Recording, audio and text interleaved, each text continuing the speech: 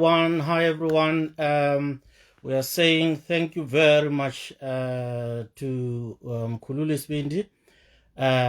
It's been a fascinating lecture, very, very insightful, and therefore we really appreciate for those insights. And also has been some clarifications, especially on Gerald Mchana and his involvement in the Pupu Battle. And that it's very unlikely that he could have been involved in that battle after leading the Imbizo and losing at Katate. But also what's been fascinating about this lecture is that it has touched on quite a wide scope of issues. The humanitarian issues, the economic perspective, and of course, loss of land, loss of the territory, and also on the right to self-determination. So those are the key principles that have, I think, largely been touched on, and that we have a right to self-determination. We also have got a right to reparations. So these are the key issues. So we've lost a lot, and we can reclaim a lot, basically. So, Sibindi, thank you very much for that very informative lecture. Definitely we'll try and get you for the Lozi K war. I think it was on the 8th of March, I think, in 1896. That was led by Queen Lozi K. So definitely we're looking for March. We have established a Matebeleland calendar with important dates, and we are implementing this as we go along, and that's why we are having a series of these lectures and stuff like that.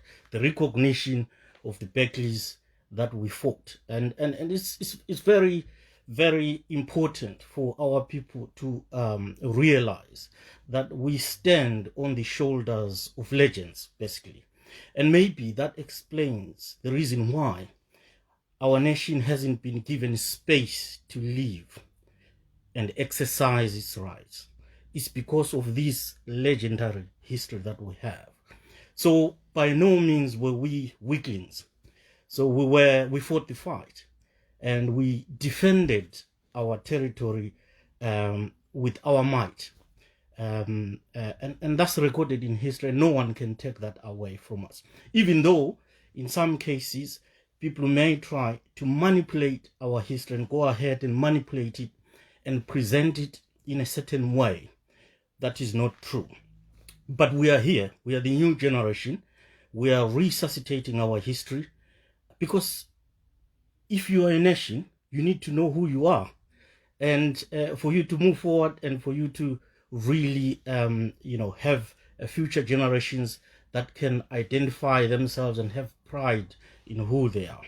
So we're very thankful to Mkhululi for such an incisive lecture.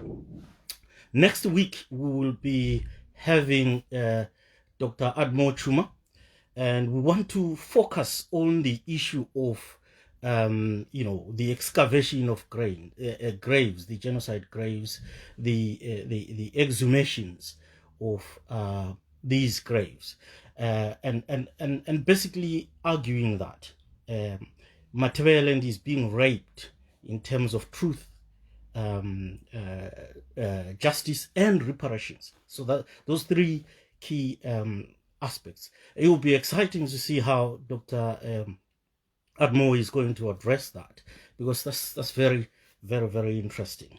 And then the other week we are hoping to get another doctor on the 19th, just before the UNITA Code, because we want to discuss that subject.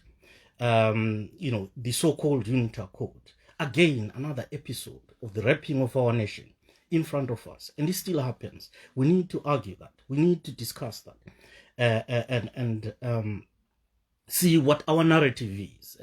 And so we've got the space to do these things.